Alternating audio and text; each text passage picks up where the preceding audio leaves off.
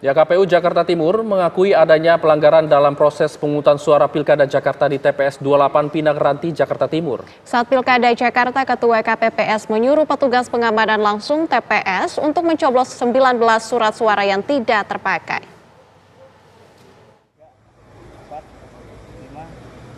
Video ini ramai beredar di sosial media.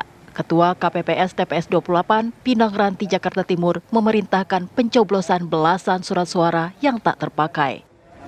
Komisi Pemilihan Umum KPU Jakarta Timur menyebutkan total ada 19 surat suara pasangan nomor urut 3, Pramono Anung dan Rano Karno yang dicoblos. Ketua Divisi Hukum dan Pengawasan KPU Jakarta Timur, Rio Feriza, mengatakan dari hasil pemeriksaan Ketua KPPS TPS 28, tindakan dilakukan spontan dan tak bermuatan politis, serta dilakukan tanpa sepengetahuan anggota KPPS lain saat jam istirahat. Menurut Ketua KPPS TPS 28 Pinang Ranti, ia beralasan memerintahkan pencoblosan 19 surat suara tak terpakai dengan alasan meningkatkan partisipasi pemilih pada Pilkada Jakarta 2024. Dia 03 lagi. Itu sekitar jam 12 sampai jam 1 ya, jam 12-an lah.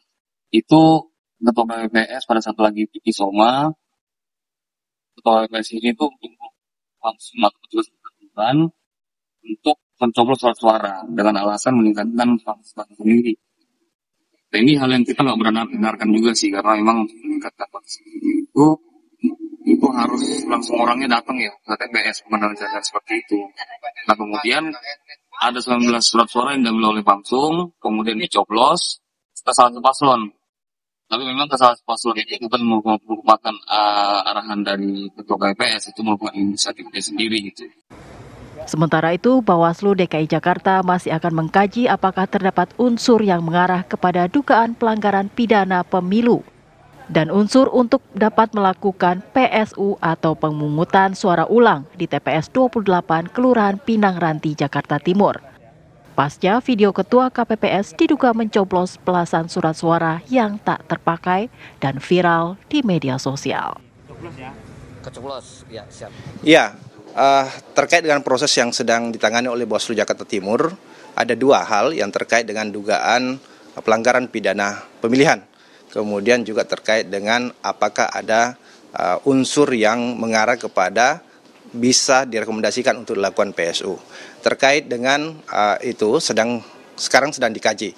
Apakah misalnya di pasal 187A di ayat 1 ayat 2-nya ini memenuhi unsur untuk menjadi dugaan atau masuk pada ranah pidana pemilihan, karena di situ bahwa setiap orang tidak boleh misalnya mencoblos lebih dari 2 kali atau kemudian menggunakan hak pilih orang lain.